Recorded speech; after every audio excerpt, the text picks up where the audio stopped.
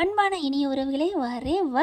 என்னங்க எப்படிங்க நம்ம மகாநதி 6:30 மணிக்கு டைம் சேஞ்ச் பண்ணாலும் அதே இடத்த தக்க வச்சிட்ருக்காங்க பார்த்தீங்களா?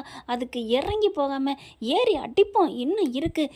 இதே நம்ம நாடகம் 8 மணிக்கு வச்சாங்கன்னு வைங்களேன், நம்ம டாப் லெவலில் ஃபஸ்ட் இடத்துல இருப்போங்க.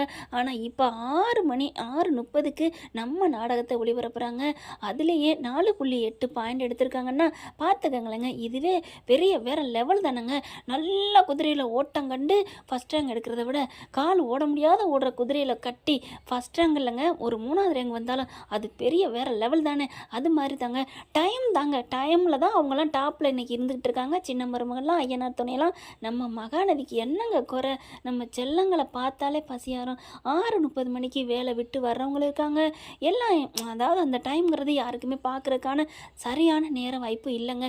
8 மணிக்கு மேலே தாங்க எல்லார் வீட்லேயும் பார்த்தீங்கன்னா நாடகங்களை டிவியே ஆன் பண்ணுறாங்கன்னு பார்த்துக்கோங்களேன்.